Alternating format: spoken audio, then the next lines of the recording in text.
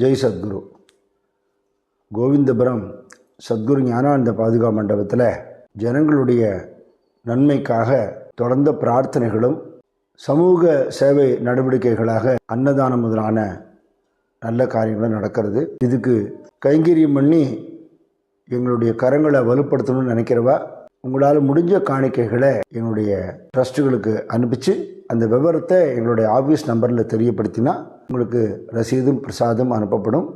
எல்லாருடைய ஒத்துழைப்பையும் நான் வேண்டி கேட்டுக்கிறேன். சதாசிவ சமாரம்பாம் சங்கராச்சாரிய மத்தியமாம் அஸ்மதாச்சாரிய பரியந்தாம் வந்தே குரு பரம்பராம்.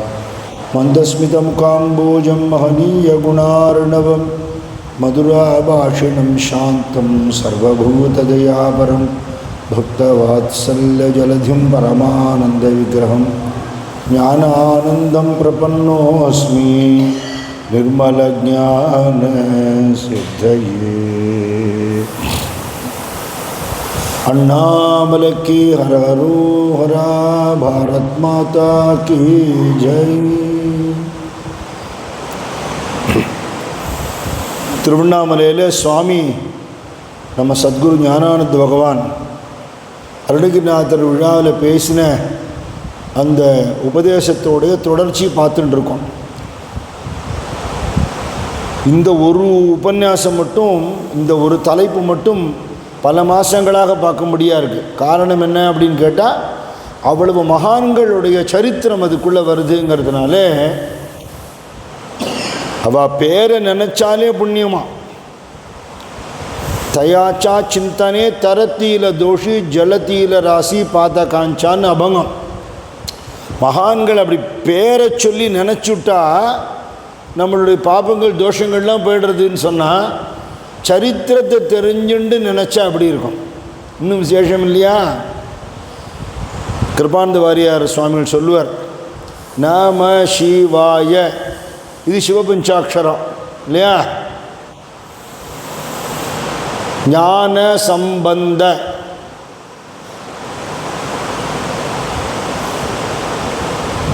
நாவுக்கரச சுந்தரமூர்த்தி மணிவாச்சக புனிதவதி. இது குரு பஞ்சாட்சரம்.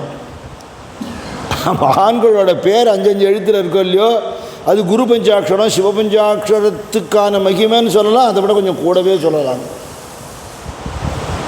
என்ன, பகவானை சாதுக்கள் அடியவர்கள் குருநாதாள் மூலமாகத்தான் அடைய முடியும்னு எல்லாரும் சொல்கிறார். நேரடியாக அடைய முடியாதுன்னு சொல்கிறார். அந்த கிருப்பையை உள்வாங்கி நமக்கு கொடுக்கக்கூடிய சக்தி மகான்களுக்கு குருநாதாளுக்கு தான் இருக்குங்கிறதுனால அவள் சரித்திரத்தை நினச்சி அடுத்ததில் அந்த பேர் கேட்கும்போது, ஓப்பா பேர்பட்ட மகான்னு நம்ம தெரிஞ்சுட்டோமே அப்படின்னு இப்போ குகை நம சிவாயரை பற்றி பார்த்துட்டு இருக்கோம். குரு நம சிவாயரை பற்றி இன்றைக்கி பார்க்க போகிறோம். இப்போ இப்படி மகான்கள் இருந்தாங்கிற பெயர் சில சமயம் நமக்கு அப்போ தான் தெரிய வரும். பேர் கேள்விப்பட்டிருந்தால் கூட சரித்திரம் அப்போ தான் தெரிய வரும். வெவ்வேறு புஸ்தகங்களில் இருக்கிற விஷயங்களோ, வெவ்வேறு உபன்யாசங்களில் இருக்கிற விஷயங்களோ, ஒன்றோடு ஒன்று இருக்கிற இன்டர்லிங்க்கு, இதை எடுத்து சாரமாக பக்தாளுக்கு சமர்ப்பணம் பண்ண வேண்டிய பொறுப்பு உபன்யாசம் பண்ணுற வாழ்க்கை இருக்குது. கடமை அது. அதில் என்ன அப்படின்னு கேட்டால், தேனி தான் குடிக்கிறதுக்கு தான் புஷ்பங்கள்லேருந்து தேன் எடுக்கிறது. அது குடிச்சுட்டு எக்ஸ்ட்ராவாக இருக்கிறதெல்லாம் அதில் சேவ் பண்ணி வைக்கிறது. தேன் அடையில் தேன் குடித்து பிரயோஜனம் இதுக்கு இருக்குது. இது சேர்த்து வைக்கிறதுனால மனுஷாளுக்கு பிரயோஜனம் இருக்குது.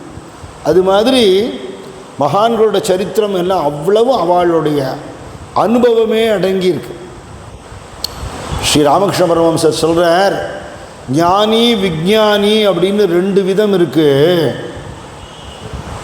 நம்ம என்ன நினச்சிப்போம், ஞானின்னா மகான்கள் வாழலாம், விஞ்ஞானின்னா சயின்டிஸ்ட்டுன்னு நினச்சிட்டு இருப்போம் இல்லையா? அப்படி இல்லைங்கிறவர். நம்ம சம்பிரதாயமான வார்த்தையில் விஞ்ஞானம்ங்கிறது நம்ம சயின்ஸுன்னு நினச்சின்னு சொல்கிறோம். ஏன் அப்படி சொல்கிறோன்னா, அவள் எதையுமே ரிசர்ச் பண்ணி அனுபவித்து கையில் டெஸ்டிமனி ப்ரூஃப் இருந்தால் தான் ஒத்துப்பான். அதுக்கு தான் சயின்ஸுன்னு பேர். அதுதான் நம்ம விஞ்ஞானம்னு சொல்கிறோம். அது தமிழ் வார்த்தை இல்லை, சம்ஸ்கிருத வார்த்தை தான். பரமஹம்சர் சொல்கிறார், ஒரு விஷயத்தை அறிவு வரையில் தெரிஞ்சுண்டா அது ஞானம், அனுபவத்தால் தெரிஞ்சுண்டா விஞ்ஞானம்ங்கிற. அதுக்கு அவருடைய சிம்பிள் எக்ஸாம்பிள் கொடுப்பார் இல்லையா, அந்த கணக்கில் சில பேர் பால்னு கேள்விப்பட்டிருப்பா, சில பேர் பாலை பார்த்துருப்பா, சில பேர் பாலை குடிச்சிருப்பா. பாலை குடித்தவன் விஞ்ஞானி அப்படிங்கிற. வேற ஒரு உதாரணம் நம்ம பார்ப்போம். கைலாஷ்னு ஒன்று இடம் இருக்குது, அது இந்தியா சைனா பார்டரில் இருக்கக்கூடிய இடம், பரமேஸ்வரனுடைய இடம், அது அவரே அங்கே இருக்கார் அப்படிங்கிறது சம்பிரதாயம் அப்படின்னு சொல்லி அதை பற்றி நிறைய விஷயங்கள் படிக்கலாம். இது ஞானம். இன்டர்நெட்டில் பார்த்தா வீடியோ கூட பார்க்க முடியும். இன்னும் அபிவிருத்தியான ஞானம். யாரோ நம்மளை கூட்டிகிட்டே போகிறா, ₹1,00,000 செலவு பண்ணி கைலாஷ்க்கு, நேராக பார்த்துட்டு கம்பீரமாக அந்த மலையை பார்த்து நிற்கிறோம் இல்லையா, இது விஞ்ஞானம். இந்த அனுபவ ஞானம் யாருக்கு இருக்கோ அவள் மட்டும்தான் அடுத்த வாழ்க்கை அதை கொடுக்க முடியுமே தவிர, எனக்கே புஸ்தக ஞானம்தான் இருக்குன்னா என்னால் அடுத்த வாழ்க்கை நான் ஒன்றும் பண்ண முடியாது இல்லையா. நம்ம சுவாமி சொல்வார், ஏட்டில் இருக்கிறது கூட்டுக்கு வர வேண்டாமா, படித்து என்ன பண்ணுறது, அனுபவத்துக்கு வரணும் இல்லையா. அப்படி அனுபவித்த ஞானி யாரோ அந்த ஞானி தான் அடுத்தவனுக்கு காட்ட முடியும். அபரோக்ஷ ஞானிகள் அப்படின்னு அவளை சொல்லுவாள். இந்த ஞானி என்ன பண்ணுறார், தன்னோட குருநாதனோட கிருப்பையினால் தான் தெரிஞ்சுன்றதை புரிஞ்சுக்கிறார். தெரிஞ்சுக்கிறதுங்கிறது நாலேஜ், புரிஞ்சுக்கிறதுங்கிறது விஸ்டம், அனுபவம். அப்போ தெரிஞ்சுன்றதை புரிஞ்சுட்டார். அப்போ இவரே ஞானமயம் ஆயிட்டார். அப்புறம் என்ன, தன் சிஷ்யன் அப்படி ஆக்குறார். அந்த சிஷ்யன் அந்த குரு பரம்பரையில் அடுத்தவராக இருந்து தன்னோட சிஷ்யன் அப்படி ஆக்குறார். இதுதான் வாழையடி வாழையாக வந்த வள்ளல் திருக்கூட்டம்னு சொல்கிற குரு பரம்பரை இல்லையா. அந்த பரம்பரையில் இருக்கிறவா குருவோடைய ஒரு மகிமையை உணர்ந்து அவள் பரமேஸ்வரனேன்னு தெரிஞ்சுன்றவாளாக இருப்பான்னு சொன்னார். திருமூலர் சொல்ற, சிவனே சிவஞானி ஆதலால் சுத்த சிவனே என்று அடிசேர வல்லார்க்கு நவமான தத்துவ நன்முக்தி நண்ணும் பவமானதின்றி பரலோகமாமேங்கிற. நம்மளால் நேரடியாக பரமேஸ்வரனை பார்க்க முடியாது, அதுக்கான தபோபலம் நமக்கு இல்லை. ஒருவேளை காட்சி கொடுத்தாலும் இந்த கண்ணை வச்சு நம்ம பார்க்க முடியாது. கோடி சூரிய பிரகாசனான பகவானுடைய ஒளி அந்த கண்ணு தாங்காது. அப்போது அந்த பரமேஸ்வரன் நம்ம பார்க்குற வடிவத்தில் ஒரு ஞானியாக வராருங்கிறதுனால குருநாதனை பகவான்னு உணர்ந்து, பகவான்னு சொல்லும்போது நான் ஏற்கனவே சொல்லியிருக்கேன், ஆகாசத்துக்கு பூமிக்குமா விஸ்வரூபம் எடுத்து நிற்கிற ரூபமாக கற்பனை பண்ணிக்க வேண்டாம். பகவானுடைய குணங்கள் இருந்ததுன்னா பகவான், அதுதான் விஷயம். ரமண பகவான்னு சொல்கிறா, ஒரு கௌபீனம் கட்டிட்டு ஒரு வயசானவராக இருக்கார், மெதுவாக தடியை வச்சுன்னு இப்படி நடந்து வரார். யாரோ வயசான தாத்தா மகானாக இருக்கலாம் அப்படின்னு நினச்சுடுறோம் இல்லையா. இல்லை, இந்த பகவத் சப்தத்துக்கு என்னென்ன குணங்கள் உண்டோ, என்ன ஞான ஐஸ்வர்யங்கள் உண்டோ, அது அவ்வளவும் அவர்கிட்ட நிரம்பி இருக்கிறதுனால அவர் பகவான்.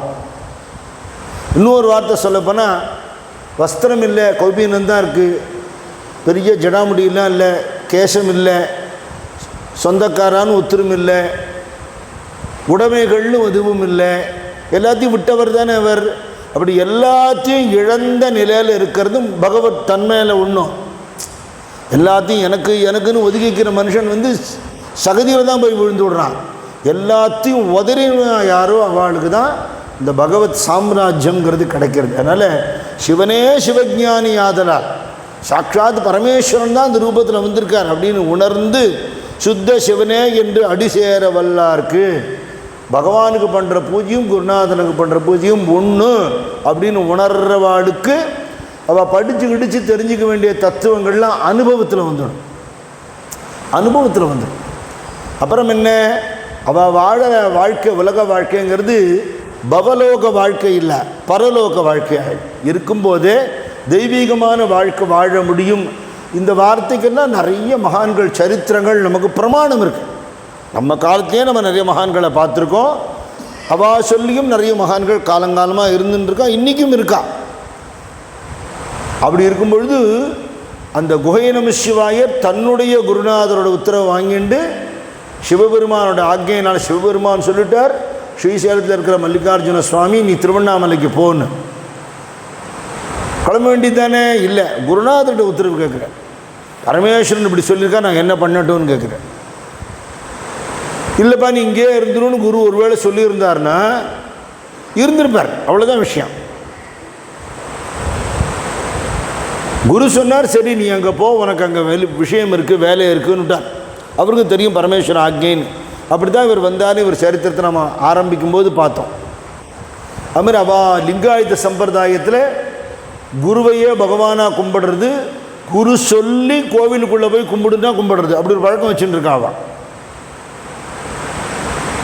அப்படியே இவர் திருவண்ணாமலை கோவிலுக்குள்ளேயே போகாமல் இருந்தாருங்கிறதையும், குரு ரூபத்தில் அவருக்கு தரிசனமாகி கோவிலுக்குள்ளே குருநாதர் அழைச்ச உடனே இவர் போய் கும்பிட்டாருங்கிறதையும் நம்ம பார்த்தோம் ஏற்கனவே. அவர்கிட்ட ஏகப்பட்ட சிஷ்யன், அவர் வரும்போதே ஸ்ரீசைலத்திலேருந்து வரும்போதே சிஷ்ய வர்க்கத்தோடு தான் வந்திருக்கார். இங்கே வந்ததும் நிறைய சிஷ்யால் சேர்ந்துட்டான்.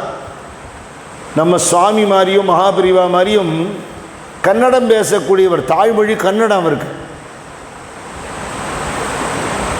பெரியவா தமிழ்நாட்டிலேயே பிறந்து வளர்ந்தவர், அதனால் தமிழ் வந்தது இயல்பு.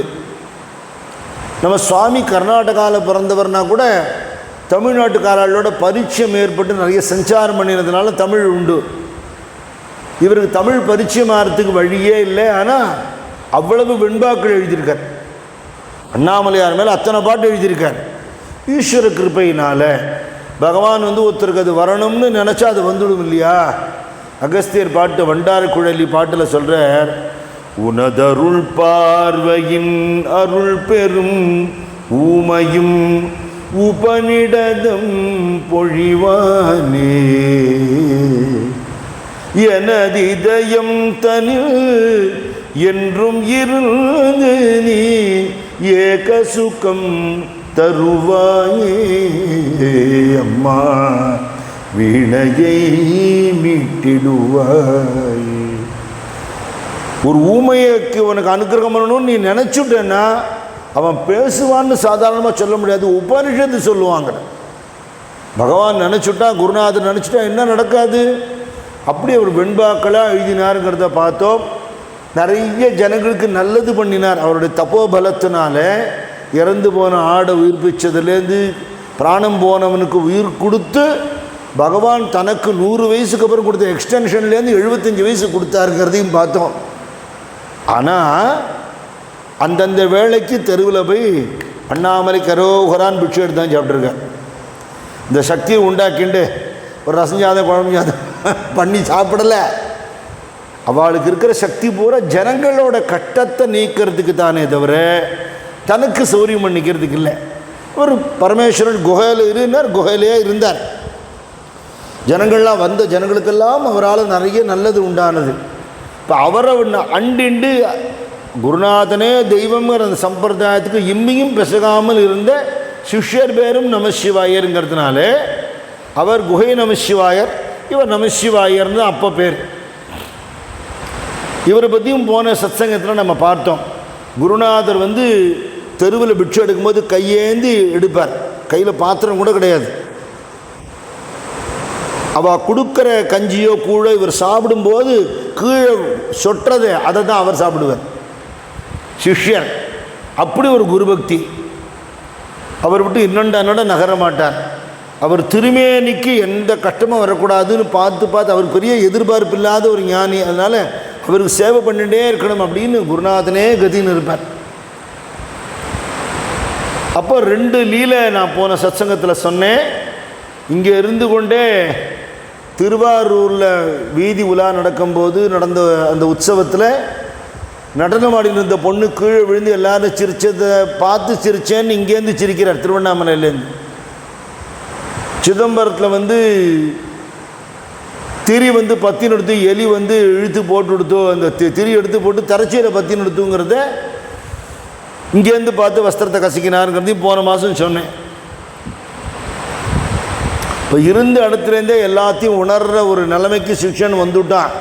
சித்திகள் வந்துடுத்துங்கிற கர்வமும் இல்லாமல் இருக்கா. அது அதோட விசேஷம். எனக்கு என்ன கிடச்சிருக்கோ என் குருநாதன் போட்ட பிச்சை, எனக்கு ஒன்றும் தெரியாது, எனக்கு ஒன்றும் தெரியாது அப்படின்னே இருந்துட்டு இருக்கான். நான் ஏற்கனவே சொல்லியிருக்கேன்னு நினைக்கிறேன். டிஎம்பி மகாதேவன் ஒரு பெரிய ஃபிலாசபர், தத்துவ ஞானி, நிறைய படித்தவர். அவர் பெரியவாளவர் தான் தரிசனம் பண்ண வந்திருந்தார்.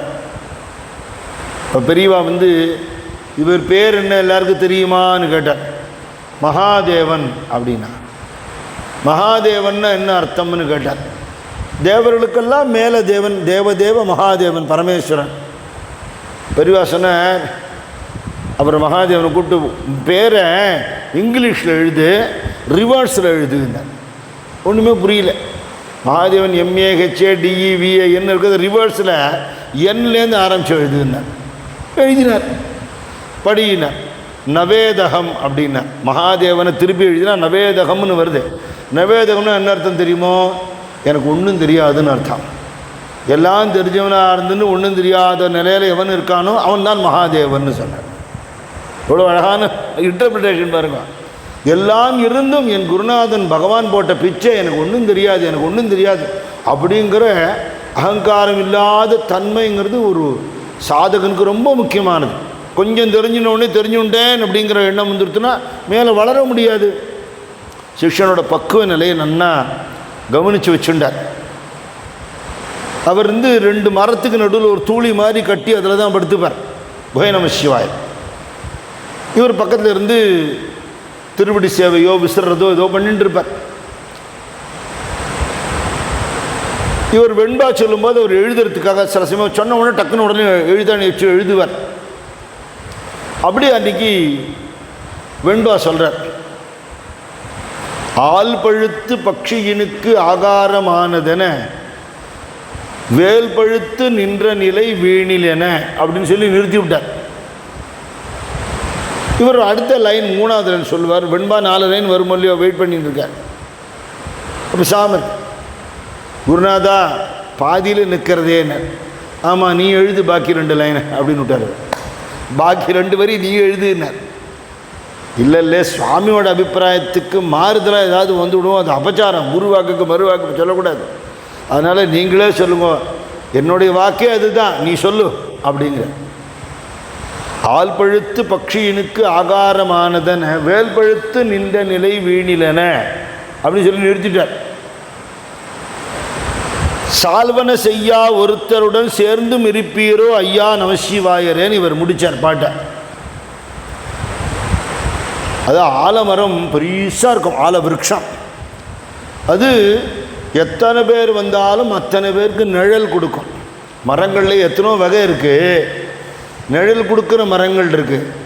இந்த அசோக மரம்னு ஒரு மரம் சொல்கிறோமே, வாஸ்தவத்தை அசோக மரம்ங்கிறது வேறு. நம்ம இப்போ அசோகா ட்ரீன்னு ஒன்று சொல்கிறோமே, நெடுக இருக்கும், நிழலுக்கு கூட பிரயோஜனம் இல்லை. ஆனால் அதுவும் மரம்னு ஒரு கணக்கில் இருக்குது. சில இது பூக்கும், அதோடு நிறுத்திக்கும். சிலது பூக்கும், காய்க்கும், பழுக்கும்.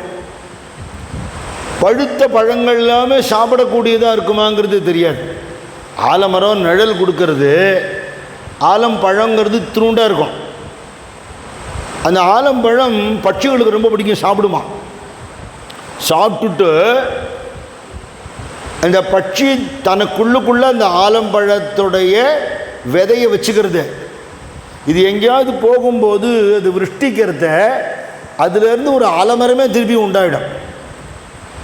அது மாதிரி ஒரு மகான், ஒரு ஞானி கூட இருக்கோம்னா அவள் என்ன பண்ணுறா, ஏகப்பட்ட பேருக்கு நிழல் கொடுக்குறா, அத்தனை பேருக்கு ஆச்சரியமாக இருக்கான்.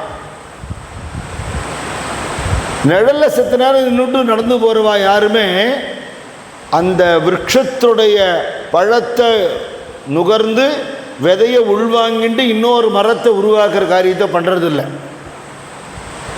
ஞானிகள்கிட்ட எல்லாரும் வரவாள்லாம் தரிசனம் பண்ணிட்டு போகிறா. எனக்கு இங்கேருந்து என்ன கிடைக்குங்கிற எதிர்பார்ப்போடு வரா. இவரை கும்பிட்டா என்ன கிடைக்கும்னு கேட்குறவாள் இருக்கா. ரொம்ப வருஷம் முன்னாடி நம்ம மாத்துக்கு ஒரு அம்மா வந்துருந்தா. அவள் கேட்டா, இவர் பேய் ஓட்டுவாரான்னா. இல்லைன்னு. வியாதி வைக்க வந்தால் விபூதி மந்திரிச்சு கொடுப்பாரா? இல்லை. ஜோசியமாவது சொல்லுவாரா? இல்லை.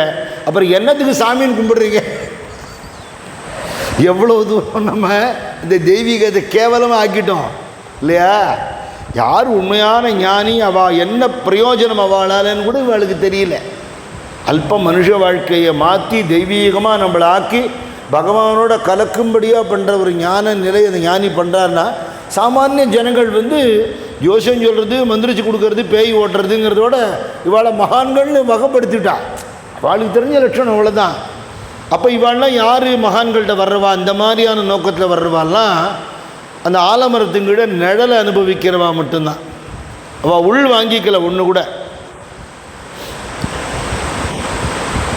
இந்த பட்சிகள் மாதிரி இருந்து அந்த விதையோட பழத்தை சாப்பிட்டு அதை உள் வாங்கிண்டு அதோட சாரத்தை ஜீரணம் பண்ணிண்டு இந்த விருட்சத்தை இன்னொரு இடத்துல உண்டாக்குற அளவுக்கு பண்ணுறவா யாருன்னா உத்தம சிஷ்யார். உத்தம சிஷ்யர்கள் என்ன பண்ணுறா? குருவையே உள் வாங்கின்னு விடுறா. வெளி உலகத்துக்கு ராமகிருஷ்ண பரமஹம்சர்னு ஒருத்தர் இருந்தார்னு யார் மூலமாக தெரியும்? சுவாமி விவேகானந்தர் மூலமாக, அப்புறம் எல்லா சிஷ்யாள் மூலமாக தெரியும். அப்போ விவேகானந்த சுவாமிகள் இல்லைன்னா ராமகிருஷ்ண பரமஹம்சர் இல்லைன்னு சொல்லலாமான்னா, ராமகிருஷ்ண பரமஹம்சர் இல்லைன்னா விவேகானந்தரே இல்லை இல்லையா? ஆனால் மகாரண்ய முரளிதர சுவாமி குருஜி சொல்லுவார், குரும் பிரகாஷயேத் தீமான்னு சொல்லுவார். யாருடைய கிருபையினால் நான் நன்னா இருக்கேனோ அந்த குருநாதன் மகிமையை நான் சொல்ல கடமைப்பட்டிருக்கேன்னு நினைக்கிறவன் தான் புத்திசாலியுமே. நன்றி. அதுதான். ஏதோ சாமானிய வாழ்க்கை வாழ்ந்துட்டு நான் உழன்று திரிந்த என்னை உத்தமனாக்கி வைத்தாய், உயரிய பெரியோருடன் ஒன்றிட கூட்டி வைத்தாய், நிழலென தொடர்ந்த முன் ஊழ் கொடுமையை நீங்க செய்தாய், நித்திய கல்யாணி பவானி பத்மேஸ்வரி ஸ்ரீ சக்கரராஜ சிம்மாசனேஸ்வரி ஸ்ரீ லலிதாம்பிகையே. உழன்று திரிந்த என்னை உத்தமனாக்கி வைத்தான். என் யோக்கியதை என்ன, என் பழைய வாழ்க்கை என்ன, இன்னைக்கு நீ என்னை வச்சிருக்கிற நிலைமை என்ன, குருநாதா உன் கருணை அப்படிங்கிற எண்ணம் இருந்துகிட்டே இருக்கணும். அவன் தான் உத்தம சிஷ்யன். அந்த குருவை உள் வாங்கிண்டு போரிடமெல்லாம் குருநாதனோட மகிமையை சொல்ல சொல்ல சொல்ல யார் தெரிஞ்சுக்கிறாளோ, இது ஒன்றும் அட்வர்டைஸ்மெண்ட் இல்லை, மார்க்கெட்டிங் இல்லை, யார் தெரிஞ்சுட்டு உணர்ந்துக்கிறாளோ அவளுக்கு க்ஷேமம் உண்டாக போகிறது.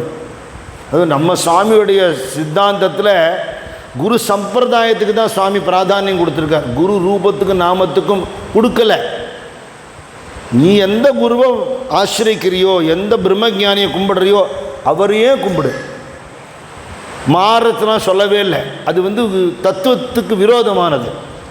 அப்படி அந்த குருவை உள்வாங்கிண்டு அந்த சிஷ்யன் அப்படி பண்ணுவான். ஆள் பழுத்து பக்ஷியினுக்கு ஆகாரமானதென வேல் பழுத்து நின்ற நிலை வீணிலென. வேப்ப மரம் தான் பழுக்கிறது. வேப்பம் காயாக இருந்தானே, வேப்பம் பழமாக இருந்தானே, கசப்பு தான். பட்சிகள் விரும்பி சாப்பிடுமோ? சாப்பிடாது. எதையும் திங்கிற அனைத்துண்ணின்னு சொல்லக்கூடிய காக்கா மட்டும்தான் சாப்பிடும். வேப்ப மரத்துக்கிட்ட வராது. வேல மரம்ங்கிறதுக்கு வேப்ப மரம்னு ஒரு கணக்கு சொல்லுவா. இந்த கருவேல மரம்னு உண்டு, வேலிகாத்தான்னு. அதில் சீம கருவேலம்னு ஒன்று இருக்குது. அது முழுக்க விஷம். இலை, தழை, பழம் எல்லாம் விஷம். சாதாரண கருவேலம்னு சொல்கிறதுலையும் இலையெல்லாம் கொஞ்சம் முள்ளாக இருக்கும். அது பூக்கும், காய்க்கும், பழுக்காது. அந்த காயிலேயே பழத்தோட தன்மை இருக்குதுன்னு சொல்கிறதுனால அப்பவும் அது ஒரு பட்டை மாதிரி இருக்கும். பட்டைக்குள்ளே விரையாக இருக்கும். அது பட்சிகளால் சாப்பிட முடியாது. ஆடு மாதிரி ஏதாவது உடச்சி போட்டால் திங்குமே தவிர, பட்சிகள் உட்காந்து அதுகளுக்கு பாவம் காலும் அதுதான், கையும் அதுதான் பட்சிகளுக்கு. அதனால் சாப்பிட்றதுக்கு சௌரியமாக இருக்கிற பழங்கள் தானே சாப்பிட முடியும். அதனால் இந்த மாதிரி பழம் பழுத்தும் பிரயோஜனம் இல்லை. ஒரு மரம் இருந்தும் பழுக்காமல் இருந்தால் பிரயோஜனம் இல்லை. அது மாதிரி ஒரு மகான் கூட இருந்தும் உள்வாங்கிக்காத தன்மை எத்தனை பேர் நம்ம பார்த்துருக்கோம். இவர் 35 வருஷம் இருந்தார் இந்த சுவாமிகளோட, 40 வருஷம் இருந்தார். அப்படின்னா குணத்தில் மாறுதல் இருக்கணுமே. இல்லையா? அந்த மகானோட பேரை மேலே நீ அபிவிருத்தி பண்ண வேணாம், ரிப்பேர் பண்ணாமல் இருக்கல. இவனே இவ்வளவு அயோக்கியனாக இருக்கானே, இவன் குரு எப்படி இருப்பாரோ அப்படின்னு சொல்கிற மாதிரி பேர் பண்ணுவாளா? இல்லையா? மழித்தலும் நீட்டலும் வேண்டா உலகம் பழித்தது ஒழித்து விடுன திருவள்ளுவர். நீ காவி கட்டிக்கோ, வெள்ளை கட்டிக்கோ, மொட்டை அடிச்சுக்கோ, முடி வளர்த்துக்கோ, அது செகண்டரி. உலகம் எதை நிந்திக்கிறதோ அதை ஒருத்தன் பண்ணாமல் இருந்துட்டானா அவன் நல்லவன்னு சொன்னான். இல்லையா? குணம் தானே முக்கியம். அப்போ அந்த குணங்கிறது இல்லாத நிறைய மகான்களோட சிஷ்யால் நானே பார்த்துருக்கேன். பெரிய மகான் கூட இருப்பா, அவள்கிட்ட அது துளி கூட இறங்கியே இருக்காது. இது எப்படி எக்ஸாம்பிள் சொல்லலாம்னா, இந்த ஜீராவில் தீபாவளி வருதோ இல்லையோ அதனால் சொல்லலாம், குலாப் ஜாமுன் உருண்டை பண்ணி போடுறா. அந்த உருண்டைக்கு நேச்சுரலாக பெரிய டேஸ்ட் கிடையாது. அந்த ஜீராவில் போட்டதுக்கப்புறம் ஊறி ஊறி ஊறி ஊறி ஊறி உள் வாங்கிக்கிறது. பார்த்தா அந்த ஜாமுன் உருண்டையாக இருக்கு, உள்ளுக்குள்ளே என்ன இருக்குன்னா ஜீரா இருக்கு, உப்பி போயிடுறது. அது சாப்பிட்டோம்னா அந்த ஜீராவோட திதிப்பு அப்படியே தெரியறது. அதே ஜீராவில் ஒரு கூழாங்கல்ல போட்டேன்னா எத்தனை நாள் ஊறினாலும் லெவலேசம் உள்ளே போகாது. இல்லையா? அது மாதிரி ஒரு மகானோட ஞானியோடு இருந்து அவரோட உபதேசங்களையோ அவர் வாழ்க்கையோ ஒரு கடுகத்தனை கூட நான் உள் வாங்கிக்கலேன்னுட்டா என்னால் என்ன பிரயோஜனம்? வேல் பழுத்து நின்ற நிலை வீணில் என, இது 2 லைன் அவர் எழுதினார். இவர் சொல்கிறார், சால்வன செய்யா ஒருத்தருடன் சேர்ந்து இருப்பீரோ ஐயா நமசிவாயரே அப்படின்னு சொல்லி. அது மாதிரி கொஞ்சம் கூட நல்ல குணமே இல்லாத எண்ணம் கூட வச்சுருக்கேன், உங்களுக்கு என்ன பிரயோஜனம்னு எழுதிவிட்டார். தபோவனத்தில் கௌரிமான் இருந்தா, அவள் என்கிட்ட சொன்னாத. ஒரு தினம் சுவாமிகிட்ட கேட்டாளா, சுவாமி உலக வாழ்க்கைக்கும் லாயக்கில்லை, சொந்தக்காரா உள்பட எல்லாம் வெறுத்து ஒதுக்குற மாதிரி ஒரு வாழ்க்கை ஆகிடுத்தேன், நிம்மதியாக வாழ முடியல. யாரோ சொன்னால் நாங்கள் இங்கே வந்தோம் இங்கேயே இருப்போம் நீங்கள் சொல்லிட்டேன். என்ன மாதிரி நிறைய வாழ்க்கையை தொலைச்ச டிக்கெட்டுகள் நிறைய இருக்குங்க. அவன் ஏதோ பாட்டு பாடுறா, அவளுக்கு நீங்கள் சாப்பாடு போட்டு, எங்களால் உங்களுக்கு ஒரு பிரயோஜனமும் இல்லையே சுவாமி, இந்த மாதிரி குப்பை சத்தையெல்லாம் கூப்பிட்டு வச்சுட்டுருக்கே அப்படின்னு சொன்னாலாம். சாமி சிரிச்சுண்டே வாசலில் வந்தால் பதில் இருக்குன்னாரான். வாசலுக்கு அழிச்சிட்டு போகிறார். ஒன்றும் பார்த்தா ஒரு சாதாரணமாக ரோடு இருக்கு. திருக்கோவிலூர் பக்கத்துலேருந்து இப்படி சைக்கிளில் ஒருத்தன் காத்தால் வருவான், கோணி எடுத்துன்னு பார்த்ததுண்டு. எங்கே போகிறான்? இதான் 2 அகரம் கிராமமெல்லாம் இருக்குது, அந்த பக்கம் போவான். அவன் யார் தெரியுமா? தெரியும், குப்பை பொறுக்கிறவன். காலி கோணி பையோடு போவான். எப்படி இருக்கும் அவன் முகம்? கஷ்டப்படுறான் பாவம், முகம் வாடி தான் இருக்கும். குப்பை எடுத்துன்னு இப்படி போகும்போது பார்த்ததுண்டு. அப்போ எப்படி இருக்கும்? அவன் சந்தோஷமாக இருக்கும். ஏன்? ஆமாம், அவனுக்கு இந்த வேண்டாத பேப்பர் பாட்டில் டப்பா கப்பாலாம் போட்டிருப்பா, அதெல்லாம் எடுத்து போய் அவன் திருக்கோவிலூரில் போட்டானா அவனுக்கு ஏதோ காசு கிடைக்கும். இப்போது அவனுக்கு லாபம் தானே? லாபந்தான். ஊருக்கு அப்படின்னா ஊருக்கு சந்தோஷம்தான். அவள் வேண்டான்னு போட்ட குப்பையெல்லாம் வந்து எடுத்து போயிட்டான சந்தோஷம் தானே.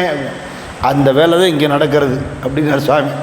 ஊருக்கு வேண்டாததெல்லாம் இங்கே வந்துடுச்சுன்னா ஊரில் இருக்கிற வாழ்க்கை சந்தோஷம், அவெல்லாம் வந்ததுனால சுவாமிக்கு சந்தோஷம்னார். என்ன ஒரு அன்பு, என்ன கருணை! பிரயோஜனம் இல்லைன்னு உன்னை நீ புரிஞ்சுன்னுட்டேன்னா உன்னை பிரயோஜனமாக நான் ஆக்குறேங்கிறார் சுவாமி. புதுப்பாளையம் நாகராஜ மாமாங்கிறவர் சொன்னார், ஒரு தடவை நானும் எங்கள் ஆத்து மாமியும் வந்துட்டுருக்கோம், சுவாமி எதிர்க்க வரார். அவன் நமஸ்காரம் பண்ணுறதுக்காக வேகமாக போயின்ட்டுருக்கோம். கீழே என்னமோ கடந்தது அவர் குனிஞ்சு எடுத்தார்.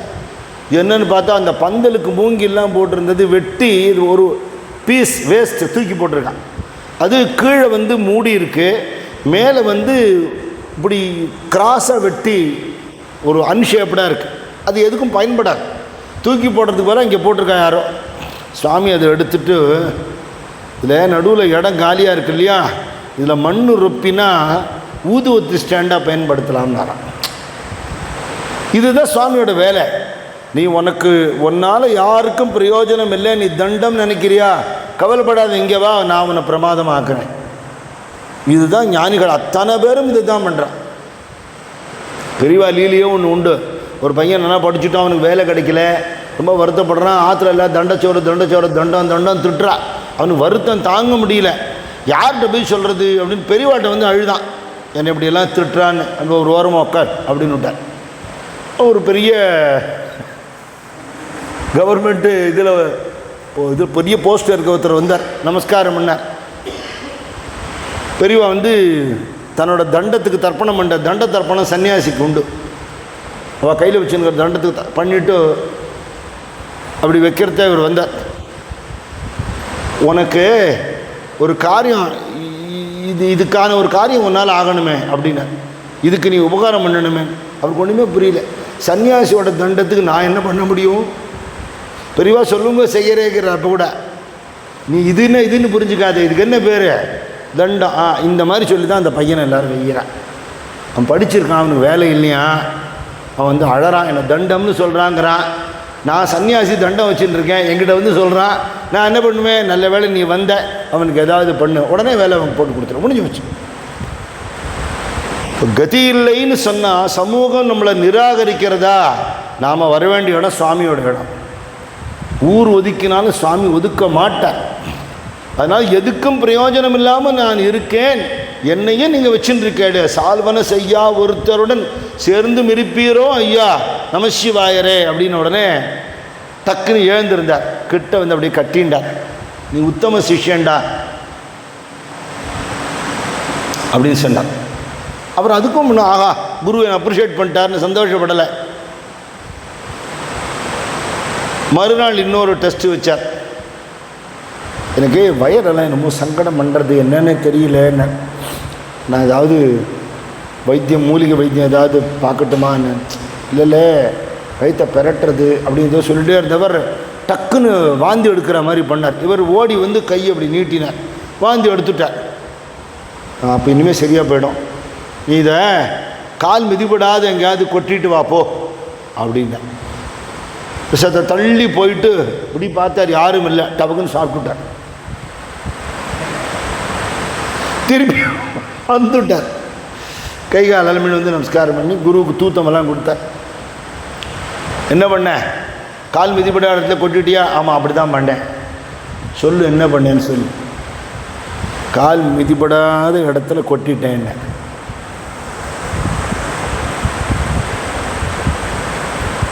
சரி, உனக்கு என்ன வரணுமோ எல்லாம் வந்துடுத்தோம். ஒரு மரத்துக்கு கீழே 2 யானையை கட்ட முடியாது. அதனால் நீ கிளம்பி சிதம்பரம் போண்டா. போன்னு அழுதார். அதான் தப்பு பண்ணியிருந்தா மன்னிச்சிருக்கோம் குருநாதா, எனக்கு உலகமே தெரியாது, எனக்கு அண்ணாமலையார் கூட தெரியாது, இந்த மலையில் உங்களை தவிர வேறு எதுவும் தெரியாது. அதனால் ராவும் பகலும் உங்களோட சேவையிலேயே இருக்கேன், இதில் எனக்கு ஒரு ஆனந்தம் கிடைக்கிறது, நான் எதையும் நாடி வரல. ஜனார்தன சுவாமிகிட்ட 12 வருஷ காலம் ஏகநாதர் சேவை பண்ணினார். அவர் படுத்து தூங்குற மட்டுக்கும் அவருக்கு பாத சேவை பண்ணி விசிறி விட்டெல்லாம் பண்ணுவார்.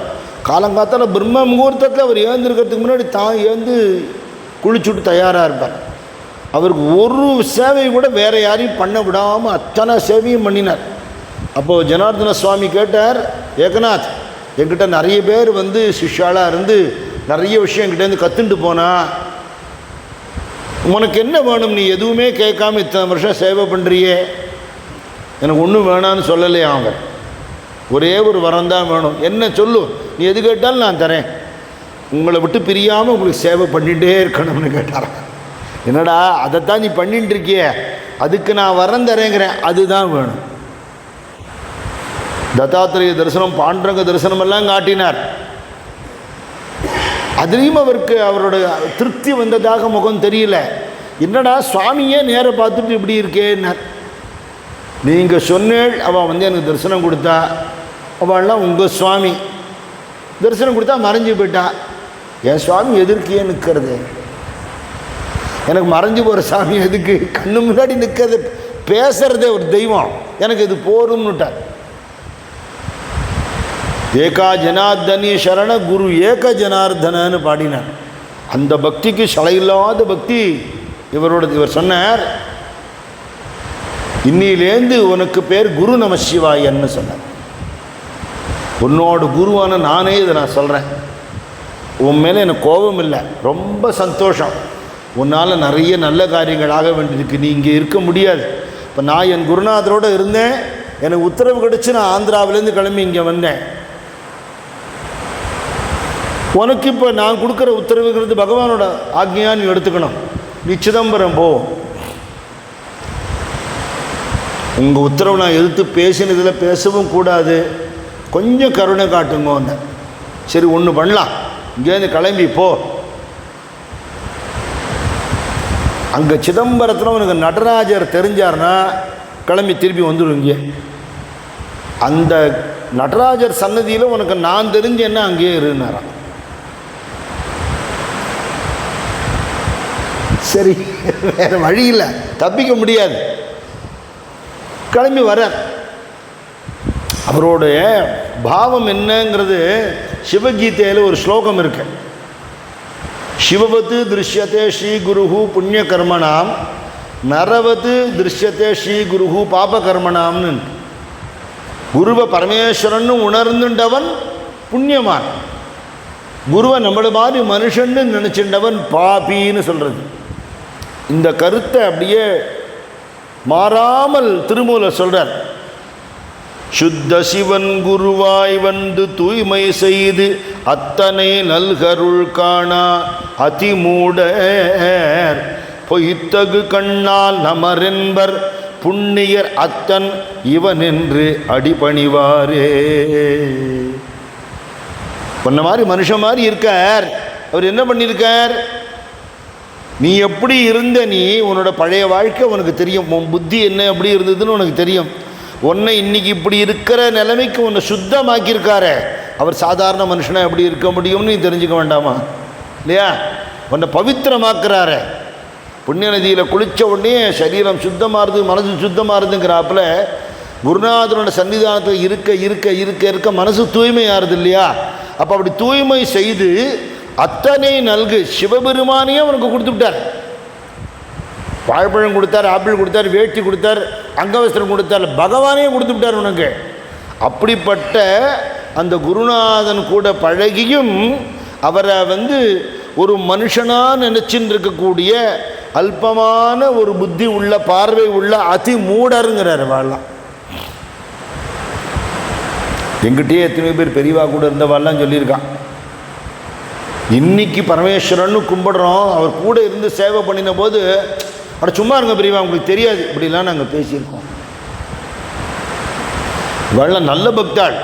அவளே சொல்கிறான், எங்களுக்கு அப்போ மறைச்சு எடுத்துங்கிறான். காஞ்சிபுரத்தில் எத்தனையோ பேர் பெரியவாளை நடந்து போன போதெல்லாம் பார்த்தவாள் எத்தனை பேர் நமஸ்காரம் பண்ணியிருப்பா, எத்தனை பேர் அவர் யாருன்னு புரிஞ்சுட்டு இருப்பா. சுவாமி கூட பழகினவாள்லாம் சொல்கிறா, சுவாமியை நாங்கள் கேலி கிண்டல் பண்ணியிருக்கோம், எதிர்த்து பேசியிருக்கோம், தெரியலையேங்கிறா, பகவான்னு தெரியலையேங்கிறா, மறைச்சிடும். அப்படிங்கிறத சாமானிய லௌகீக பார்வை பார்க்குறவனுக்கு என்னையா இந்த ஆள்கிட்ட இருக்குது, கடந்து இப்படி போய் கும்பிடுறாங்க, நம்ம இது மாதிரி கை கால் இருக்கிற சாதாரண மனுஷன் தானியா, உடம்பு வியாதி வைக்க வராதா, இவனும் காசு பணம் தானே வாங்குறாங்க, எல்லார்ட்டையும் நல்ல காரியம் மட்டும் சொல்கிறான், எவ்வளோ வாங்குறானோ என்ன பண்ணுறானோ யாருக்கு தெரியும். இப்படிலாம் எத்தனை தூஷணை பேசுகிறவா இருக்கா, மகான்களை எவ்வளோ வெய்யறவா இன்றைக்கி நம்ம பார்க்குறோம். அப்படின்னா இந்த மாதிரி முட்டாள்கள்ங்கிறாரு, அவளுக்கு தெரியாது. ஆனால் யார் புண்ணியம் பண்ணினாலோ, யார் நல்ல காரியங்கள் பண்ணி பண்ணி சித்தம் சுத்தமாக இருக்கோ, அந்த சுத்தமான கண்ணாடி வழியாக பார்க்கும்போது மனுஷ வடிவத்தில் வந்திருக்கிற இவர் பகவான் அப்படின்னு தெரிஞ்சு போயிடுங்கிற அந்த அனுபவம் இருக்கிறதுனால நான் சிதம்பரம் போய் என்ன பண்ண போகிறேன் அப்படின்னு இவருக்கு. ஆனால் குரு சொல்லிட்டார், ஒரு தரத்துக்கு 2 தரம் இன்சிஸ்ட் பண்ணிட்டார், நமஸ்காரம் பண்ணிட்டார், உத்தரவு வாங்கி நான் இங்கேருந்து கிளம்புறேன். திருவண்ணாமலையிலேருந்து சாயரட்ச கிளம்பினார். மனசே வரல, மலையிலேருந்து இறங்கி மலையை எப்படி பார்த்துட்டே இருக்கேன். இந்த குருநாதனோட எத்தனை வருஷம் நான் இருந்தேன், தன்னை கைங்கரியம் பண்ணினேனே, ஏதோ தப்பு நடந்துடுத்து, சுவாமி என்ன அனுப்புகிறாருன்னு எடுத்துக்கிறதா, இதையெல்லாம் அவரோட சங்கல்பம். அங்கே போயிட்டு எனக்கு நடராஜ தரிசனம் கிடச்சுன்னா திருப்பி ஓடிவான்னு சொல்லியிருக்காரு, எனக்கு அது ஒரு வாய்ப்பு அப்படின்னு கிளம்பி வரார்ப்பா. சிதம்பரம் போக சொல்லியிருக்கேள, அங்கேருந்து போகிறதுக்கு எவ்வளோ நேரம் ஆகும், நடந்து போகணும்ல, ஏதாவது சாப்பாடு ஏற்பாடு பண்ணி கொடுக்கும், பேக்கிங் கொடுக்கும்லாம் கேட்கல. உத்தம சிஷ்யன் கேட்க மாட்டான். ஒரு காத தூரம் நடந்துட்டார். ஒரு வழியில் ஒரு ஆலமரம் வந்தது. சந்தியா காலமானால் அது எப்போவுமே பகவானை நினைக்கணுங்கிறது நியதி. சந்தியா காலங்களில் கட்டாயம் நினைக்கணும் அப்படிங்கிறது சம்பிரதாயம். அதாவது அவர் ஆலமரத்தடியில் உட்காண்டார். சக்கச்சவேல்னு இருக்கிற அந்த பரமேஸ்வரனுக்கு அந்திவண்ணன்னே ஒரு பேர் உண்டு. அது நினச்சிண்டு சிவயோகத்தில் இருக்கார்னு சொல்கிறது. அதாவது சுவாமி சொல்வார், எதுக்கு இந்த பூமிக்கு வந்திருக்கோம், இந்த பிறவி சுவாமி எதுக்கு கொடுத்துருக்காருன்னு யோசித்து பார்க்கணும். இகத்துக்கா பரத்துக்கா, இருட்டுக்கா வெளிச்சத்துக்கா, உடலுக்கா உயிருக்கா ஆன்மாவுக்கா அப்படின்னு கேட்பார் சுவாமி.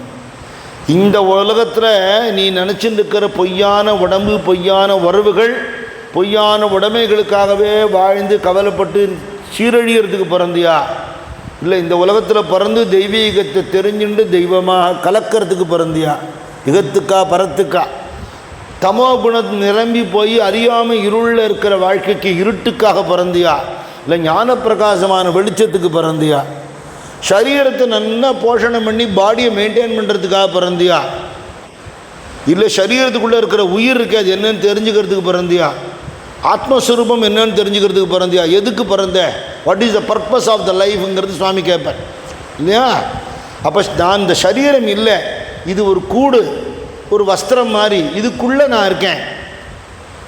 இதுக்குள்ளே என்னென்ன இருக்குது அப்படின்னு பார்த்தா, சரீர சம்பந்தப்பட்ட விஷயங்களை தாண்டி எடுத்துட்டா ஜீவ தத்துவம்னு ஒன்று இருக்குது, சிவ தத்துவம்னு ஒன்று இருக்குது. நான் சிவங்கிறது உணர்ற மட்டுக்கும் அது ஜீவன்.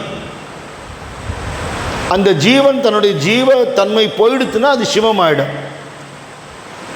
தேகாத்ம புத்தி போய் ஜீவாத்ம புத்தி வந்து அந்த ஜீவன் சிவனாக மாறுறதுங்கிறது தான் உத்தமமான நிலை. சுவாமியுடைய சங்கல்பத்தினால நான் ஜென்மா எடுத்தேன், அவர் சங்கல்பத்தினால எனக்கு குருநாதர் கிடைச்சார், அவர் சங்கல்பத்தினால அவருக்கு சேவை பண்ணினேன், அவர் சங்கல்பத்தினால இப்போ நான் கிளம்பி போயின்னு இருக்கேன் சிதம்பரத்துக்கு, அவர் சங்கல்பத்தினால இப்போ உட்காந்து அவரை நிஷ்டையில் இருக்கேன் அப்படிங்கிற எண்ணத்தில் ஒரு சிந்தனையும் செயலையுமே ஹோமத்தில் எப்படி ஆகுதிகள் போடுறாளோ, சமிதாதானத்தில் எப்படி போடுறாளோ, அப்படி ஒரு எண்ணத்தையுமே அந்த சித்த அக்னியில் அப்படியே ஆகுதி பண்ணி தன்னை மறந்து சிவ தியானத்தில் இருக்கார், சிவயோகத்தில் இருக்கார். அப்போது இருட்டி போயிடுத்து, கண்ணை திறந்து பார்க்குறார். சரி, இனிமேல் ராத்திரி நடக்க முடியாது, வெளிச்சமெல்லாம் கிடையாது, ஸ்ட்ரீட் லைட்லாம் கிடையாது அந்த காலத்தில். பசிக்கிறது, யாராக இருந்தாலும் பசி உண்டு. என்ன நம்மளை மாதிரி ஆகாரத்துக்கு வழி தேடி அவள் அலைய மாட்டான். மகான்கிட்ட ஒரு குணம் உண்டு. பரமஹம்சர் சரித்திரத்தில் 5 மரக்கன்றுகள் நட்டு அந்த இடத்துல தபஸ் பண்ணணுங்கிறதுக்காக ஏற்பாடு பண்ணிட்டு பஞ்சவட்டின்னு பண்ணிவிட்டு அதை சுற்றி ஒரு வேலி போடணும். போட்டால் ஆடு மாடு மேயாமல் இருக்கும், அந்த நன்னா வளர்ந்து அந்த இடத்துல அனுஷ்டானம் பண்ணலான்னு தோணித்து. இப்போ அதுக்கு வேலி கட்டுறதுக்கான அந்த கம்பி, அந்த கழியெல்லாம் வேணும். அவர் எந்த கோவிலில் இருக்காரோ அந்த கோவிலுடைய ஓனர், அந்த ராணி, அவரோட மாப்பிள்ளை மதுரூபா போட்டு சொன்னால் கொடுத்துட்டு போகிறா, பண்ணி கொடுத்துட்டு போகிறா. எது வேணும்னு அவர் கேட்டதே கிடையாது அவன்கிட்ட. இந்த கம்பி வேணும், வேலி போடணும் யாரை போய் கேட்டால் தெரியுமோ? கோவிலில் இருக்கிற அம்பாளை போய் கேட்குறேன். இது என்ன பாவம்? இது லௌகீகமாக எதாவது வேணுன்னா கூட சுவாமியை கேட்குறதுன்றது உண்டான இருக்கு.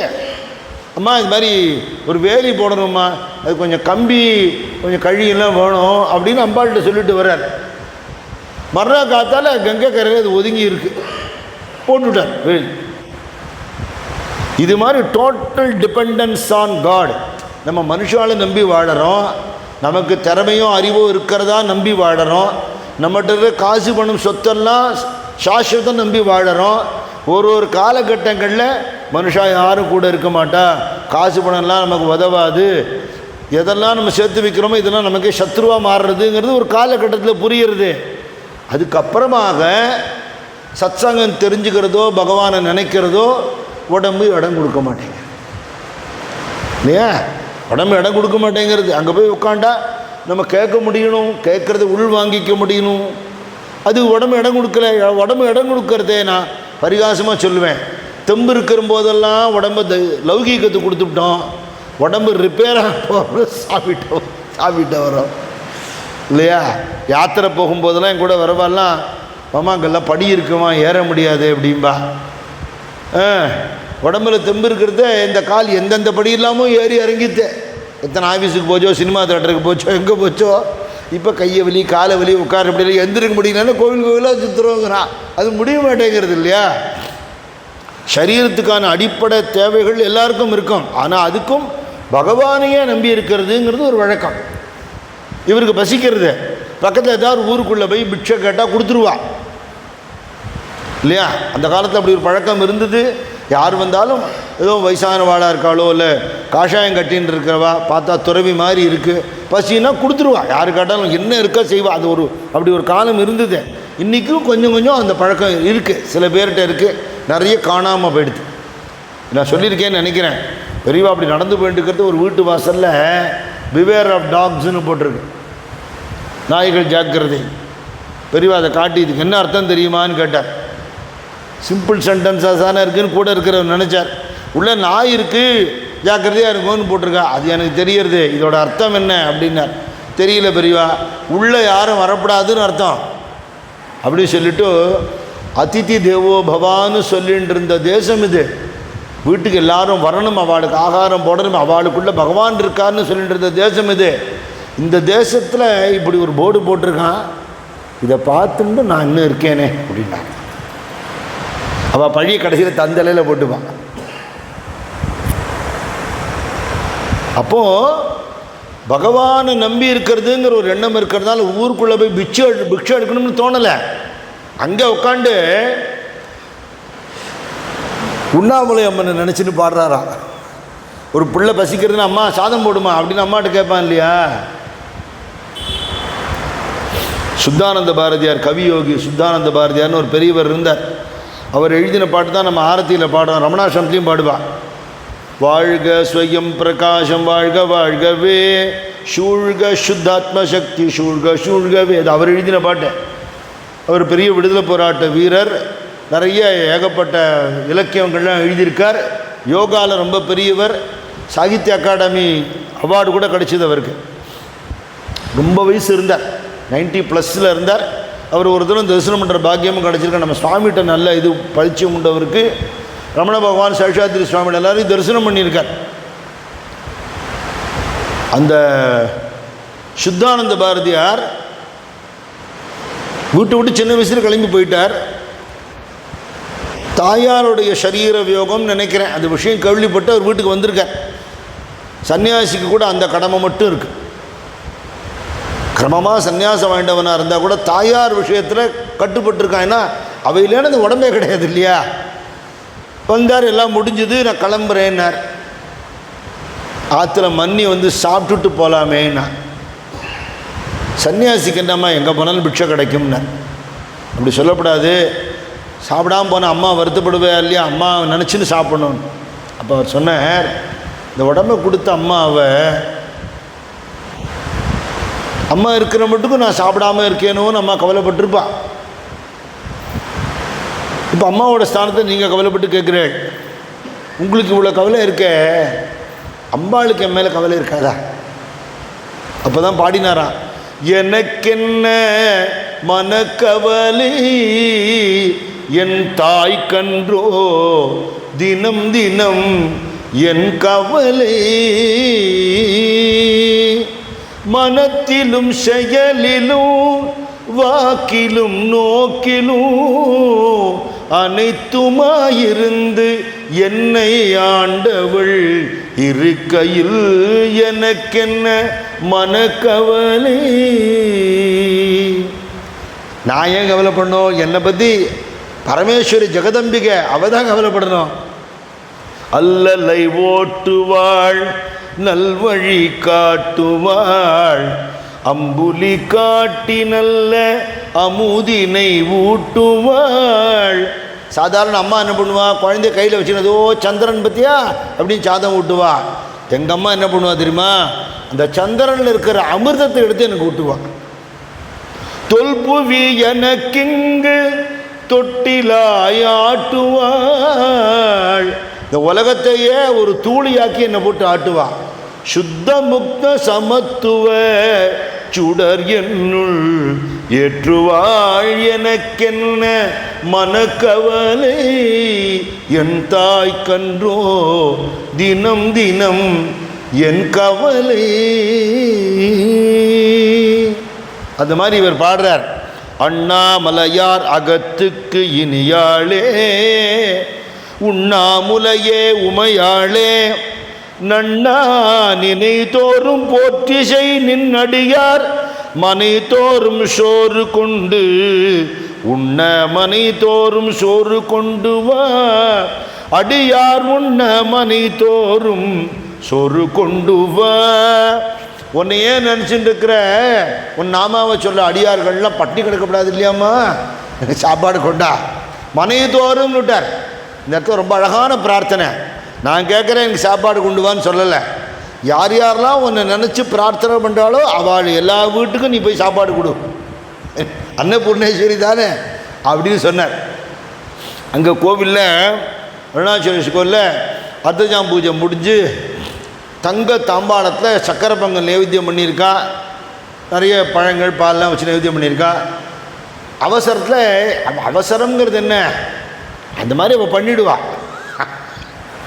மகாமாயி இல்லையா, அறிவு கொடுக்கறதும் அவள் தான், ஸ்க்ரீன் போட்டு மறைக்கிறதும் அவள் தான்.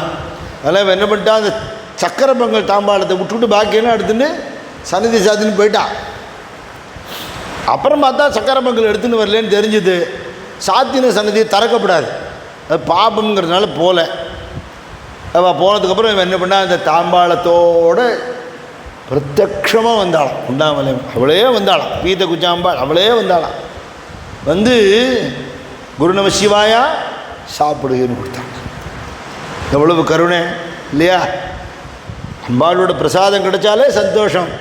அது அம்பாளே நேரம் கொண்டு வந்து கொடுக்குறா அப்படின்னா அந்த திவ்ய தேஜஸோட கருணையோட அம்பாள் நேரம் வந்து நின்று அம்பாளை விழுந்து நமஸ்காரம் பண்ணி அழுது அவள் அதை கையால் கொடுத்த அந்த பிரசாதத்தை வாங்கி சாப்பிட்டார். சாப்பிட்டுட்டு திரும்பியும் நிஷ்டையில் இருந்துட்டார். அம்பாள் மறைஞ்சு போயிட்டான். காத்தால் கோவிலை திறந்து பார்த்தா சக்கரை பகனை கணக்கு அம்பாள் தீங்க இது எடுக்கவே இல்லையடா. ஒருவேளை நீ எடுத்தியோ? நான் எடுக்கலப்பா, நானும் கூட தானே வந்தேன், நான் எடுக்கலப்பா. ஒருத்தர் பேசிக்கிறா. இப்போ என்ன பண்ணுறது? இவ்வளோ பெரிய சக்கரை பொங்கல் காணுன்னா சரி பரவாயில்ல, பிரசாதம் யாரோ எடுத்துன்னு போய்ட்டு தாம்பாளம் தங்க தாம்பாளத்தை காணுமே. அந்த காலத்தெல்லாம் பெரிய பெரிய பிரபுக்கள் ராஜாக்கள்லாம் கொடுப்பாத, அதில் அவள் பேர் வேறு பொறிச்சிருக்கோம். பதில் சொல்லணுமே நம்ம பயப்படுறா, எங்கே தேடுறது என்ன பண்ணுறதுன்னு தவிச்சுட்டு இருக்கிறத அந்த அர்ச்சகாலோட குடும்பத்திலேயே ஒரு பையன், சின்ன பையன் அன்றைக்கி வந்திருக்கான் கோவிலுக்கு. அவனுடைய உடம்பில் ஆவேசித்து இங்கேருந்து ஒரு காத தூரத்தை சிதம்பரம் போகிற வழியில் குரு நம சிவாயர் வந்து பசியோடு இருந்ததுனால அம்பாள் தான் கொண்டு போய் கொடுத்துருக்கா, அங்கே தாம்பாளம் இருக்குதுன்னு உத்தரவு வந்துருக்கு. உடனே ஓடினா அவர் தாம்பாளத்தை வச்சு உட்காந்துருக்க. அவர் பார்த்துருக்கா எல்லாரும். குரு நம சிவாயர் கூடவே இருப்பார், அவர் சிஷ்யர்னு தெரியும். அப்புறம் அவர் சொன்னார், பசிச்சுது சாப்பாடு கேட்டேன், அம்மா ரொம்ப கருணை, அவளுக்கு ஏகப்பட்ட செடிகள் இருக்கா. கோட்டி கோட்டி கோட்டி யோகினி சதுஷட்டி கோட்டி யோகினி கண சேவித்தான்னு கோட்டி கோட்டி பிருத்தியாள் இருக்கா, செடிகள் இருக்கா.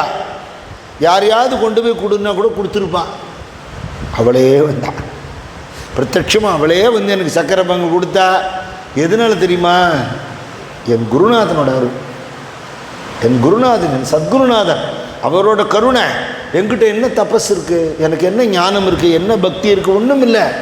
அவ்வளவு கருணை அம்பாள் எனக்கு பண்ணுவாளானால் என் குருநாதனோட கருணை கொண்டு வந்து கொடுத்தா. அவளோட கருணை எப்படி இனிக்குமோ அப்படி சக்கரை பொங்கல் இனிச்சுது. அவள் எப்படி பளபளன்னு இருந்தாலும் அப்படி திவ்ய தேஜோமயமாக இந்த தாம்பாளம் இருக்குது. அதை வச்சுன்னு உட்காண்டிருக்கேன். எங்களுக்கு உத்தரவை எடுத்து நான் நமஸ்காரம் பண்ணி அவர்கிட்டேருந்து வாங்கிட்டு போனான். திரும்பி ஃபர்தராக கிளம்பி போகிறேன். வர்ற வழியில் ரிஷிவந்தியம்னு ஒரு ஊர். அகஸ்திய ரிஷி வந்து பரமேஸ்வரனை பூஜை பண்ணின இடம். ரிஷி வந்தனம் பண்ணினா ரிஷிவந்தியம்னு பேர். தேவேந்திரனும் பூஜை பண்ணினதான் அது புராண வரலாறு இருக்குது. சுவாமி அர்த்தநாதீஸ்வரராக இருக்காருங்க. என்ன ஆச்சரியமா லிங்க திருமேனியில் இருக்கார். பொதுவாக லிங்கம்னாலே அந்த மேலே இருக்கிற அந்த லிங்க பாகம் வந்து பரமேஸ்வரன், இந்த ஆவுடை வந்து அம்பாள்னு சொல்லுவாள். இன்னொரு விதத்தில் பார்க்கும்போது கீழே இருக்கிற பீடம் பிரம்மா, ஆவட பாகம் விஷ்ணு, மேலே இருக்கிறது பரமேஸ்வரன் சொல்கிற வழக்கம் உண்டு. சிவலிங்கம்ங்கிறதே இந்த சிவசிவாங்கிற நாமாவளி இருக்கும் இல்லையா, சிவசிவான்னு சிவன்னா பரமேஸ்வரன், சிவான்னு அம்பாள். அதனால் சிவசிவான்னு சொன்னால் ரெண்டு பேரையும் சேர்த்து அம்மையப்பான்னு சொன்ன மாதிரி ஆச்சு. அந்த ஸ்வரூபம்தான்னு சொல்லுவாள். இதில் தேன் அபிஷேகம் பண்ணினா மட்டும், சுவாமிக்கு எல்லா அபிஷேகம் பண்ணுவாள், பரமேஸ்வரன் அபிஷேக பிரியன் தானே, இன்றைக்கும் இருக்கா அந்த அதிசயம். தேன் அபிஷேகம் பண்ணும்போது ஒரு பாகத்தில் அம்பாளோட வாம பாகம் இடப்பாகத்தில் அழகாக அப்படி இடுப்பை வளைச்சிண்டு கையில் அப்படி கிளியோடு நிற்கிற அம்பாள் ஸ்வரூபம் தெரியுமா எல்லாருக்குமே. இந்த ரிஷிவந்தியத்தில் இருக்கிற அர்த்தநாரீஸ்வரர் கோவிலில் அம்பாளுக்கு முக்தாம்பிகைன்னு பேர். அங்கே வந்து ஸ்நானம் பண்ணி சுவாமி தரிசனம் பண்ணினார். நிஷ்டையிலேயே இருந்தார் ரொம்ப நேரம். பசி வந்தது, பாடினார். தாயிருக்க பிள்ளை தளருமோ, அம்மா இருக்கிற குழந்தைக்கு ஏதாவது கவலை உண்டா, பசின்னு அம்மா அப்படின்னு அம்மா சாப்பாடு கொடுத்துருவா இல்லையா. நான் நீ இருக்க தைரியத்திற்கு நான் பாட்டு கிளம்பி ஊர் ஊராக போயிட்டு இருக்கேன், எல்லா ஊர்லேயும் நீ இருக்க, நீ இல்லாத ஊரே கிடையாது. இந்த ஊரில் எடுத்துனா இந்த பக்கம் விசாலாட்சியாக இருக்கா, அந்த பக்கம் அபிராமியாக இருக்கா இல்லையா, அந்த பக்கம் பிருகத் சுந்தர குச்சாம்பிகையாக இருக்கா திருவிடமுருதூரில், இங்கே ஆபத்சகாயேஸ்வரர் கோவிலில் அம்பாள் இருக்கா. அதனால் எங்கே போனாலும் நீ இருக்க, வெவ்வேறு நாம ரூபத்திலையும் இருக்க. எங்கள் அம்மா தானே, நான் உரிமையாக ஒன்றை தானே கேட்க முடியும். தாயிருக்க பிள்ளை தளருமோ, தாரணையில் நீ இருக்க நான் தளர்தல் நீதியோ. நீ இருக்கும்போது எனக்கு என்ன கவலை, வே இருக்கும் தோழியே, மூங்கில் மாதிரி வழ வழ வழன்னு இருக்கக்கூடிய தோல் உள்ள எங்கள் அம்மா, விண்ணோர் துதிக்கும் திருமுத்துவாளியே சோறு கொண்டு வா. அமரர்கள்லாம் ஸ்துதி பண்ணக்கூடிய அப்பேற்பட்ட திருவடி உடைய முத்தணிந்த முத்தாம்பிகையே, முக்தாம்பிகையே சாப்பாடு கொண்டு வா அப்படி. அம்பாள் வரல. அங்கே வந்து உண்ணாமலை கொடுத்தாலே, இவ வரல, காத்துன்னு இருக்கார், கண்ணை மூடின்னு இருக்கார். அம்பாள் வந்தால் அவள் கொலுசு சத்தம் கேட்கும், அம்பாள் குரல் கொடுப்பான், கண் காதில் கேட்குறது. எனக்கு என்ன தெரியுமா பேர், இங்கே முக்தாம்பிகைன்னு ஒரு பேர், பாகம் பிரியாதவள்னு ஒரு பேர். இங்கே அர்த்தநாரீஸ்வரியாக நான் சுவாமியோட ஒரு பாதியில் இருக்கேன். நீ வந்து அப்பா அம்மா ரெண்டு பேரும் இருக்கும்போது அம்மான்னு மட்டும் கூப்பிடலாமோ, அப்பாவையும் சேர்த்து கூப்பிட வேணாமா, அதனால தான் நான் அவனுக்கு சாப்பாடு கொடுக்கல. சுவாமியும் விளையாடுறது நம்மளோட. உடனே அவர் சிரிச்சுண்டார். அதனால என்னம்மா அப்படின்னு சொல்லி, மின்னும்படி வந்த மேக களத்தீசருடன், மேகம் வந்து கருத்து இருக்கும், அது ஆகாசத்தில் பட்டு பட்டு பட்டுன்னு மின்னல் மின்னும்.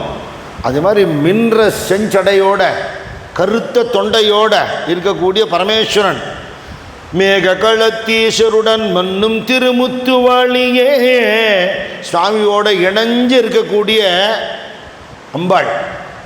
நீ மின்னல் கொடி மாதிரி இருக்க, அவர் நீலகண்டனாக இருக்கார். பொன்னின் சபையாளே தாயே, சித் சபையில் தங்கச்சபையில் நடமாட நடராஜர் பக்கத்தில் இருக்கிற சிவகாமியும் நீ தான், எங்கள் அம்மா உண்ணாமலையும் நீ தான். என் கல் மனத்தை நின்ற மலையாளே சோறு கொண்டு வா. என் மனசு கல் மாதிரி இருக்கே அப்படின்னு நான் நினச்சிட்டேன். ஆனால் அது கல்லுன்னு மட்டும் சொல்ல முடியாது, கல் மலை. ஆனால் அந்த கல் மலை எது, நீ இருக்கிற மலை. நீ மலையில் தானே இருக்க, நீ மலையில் இருக்கிறவரோட பொண்ணு தானே, ஹிமவான் பொண்ணு தானே. அதனால் என் மனசாகிய மலையில் இருக்கிறவளே, உண்ணாமலை அம்பிகையே, சிவகாமியே, முக்தாம்பிகையே சோறு கொண்டு வான உடனே அம்பாள் ஜம்முன்னு வந்து அவருக்கு வேணுங்கிற ஆகாரத்தை அவளே கொடுத்தாளாம். இவ்வளோ பெரிய குரு பக்தர், எப்பேற்பட்ட ஞானியாக இருந்தால் வேலைக்கு வேலைக்கு பசின்ன உடனே ஜெகதீஸ்வரி பரமேஸ்வரியை இவர் கூப்பிடுறதும் அப்போ ஓடி வந்து சாப்பாடு போடுறதும்னா, பிள்ளையார் முருகனுக்கெல்லாம் கூட இப்படி நடந்தது தான் தெரியல. நான் பக்தாள்கிட்ட அவ்வளவு கருணை அம்பாள், வேறு ஒன்றுமே இல்லை. நீ எது பண்ணினாலும் நீ என்னை கேளுப்பா, நான் தரேன் தான் தெய்வம் சொல்கிறது. நமக்கு கேட்க தெரியலையே இல்லையா. அங்கேருந்து நேர்கொண்டு நடந்து போகிறார். கோவில்களை தரிசனம் பண்ணுறது, நிஷ்டையில் இருக்கிறது. அவளுக்கு பூஜை உண்டு இல்லையா, கழுத்தில் அவள் லிங்காயத்தை தானே, காத்தாலேருந்து குளிச்சுட்டு அந்த லிங்கத்தை எடுத்து வச்சு பூஜை பண்ணி திருப்பி அதுக்கு நைவேத்தியம் பண்ணி கட்டிடுவா. அவளுக்கு என்ன கிடைக்கிறதோ நைவேத்தியம் பண்ணிவிட்டு கட்டிட்டு அப்புறம் சாப்பிட்டுட்டு நிஷ்டையில் இருப்பாள். அப்புறம் அடுத்த ஊருக்கு போவா. அப்படி தான் போகிறார். அப்படி விருத்தாச்சலத்துக்கு வர்ற வழியில், விருத்தாச்சலத்தில் அது எப்போலேருந்தோ இருக்கிற மலையாம். அதனால் தமிழில் வந்து அதுக்கு பழமலைன்னு பேர், பழமையான மலை. விருத்த அச்சலம் அப்படின்னா ரொம்ப தொன்மையான மலை அப்படின்னு அர்த்தம். சுவாமிக்கு விருத்தகிரீஸ்வரர்னு பேர், அம்பாளுக்கு விருத்தாம்பிகைன்னு பேர். ரொம்ப எல்லோரும் பெரியவாங்கிற அர்த்தத்தில். தமிழில் வந்து கிழத்தின்னு ஒரு வேர்டு இருக்குது, கிழவன்னு ஒரு வேர்டு இருக்குது. இப்போ கிழவன் கிழவின்னு சொல்லும் பொழுது வயசானவாங்கிறத குறிக்கிறதே தவிர வாஸ்தவத்தில் இப்போ நிலக்கிழார்னு இந்த காலத்தை சொல்லுவாள். அப்படின்னா நிறைய நிலபுலன் உள்ளவர்னு அர்த்தம். இல்லை கிழத்தின்னு சொன்னால் குடும்பத்தை ஆளக்கூடிய குடும்பத்து மகாலட்சுமின்னு அர்த்தம், ஐஸ்வர்யமுடையவள்னு அர்த்தம். அப்படி காமனாக யூஸ் பண்ணுற வேர்டை இவர் மாதிரி ஒரு விதமாக சொல்கிறார். அது அம்பாள் வேறு மாதிரி எடுத்து இவரோட விளையாடுறா. இவர் பாடுறாராம், நன்றி புனையும் பெரிய நாயகி என்னும் கிழத்தி, என்றும் சிவன் பால் இடக்கிழத்தி, நின்ற நிலை கிழத்தி, மேனி முழு நீல கிழத்தி, மலை கிழத்தி, சோறு கொண்டு வா.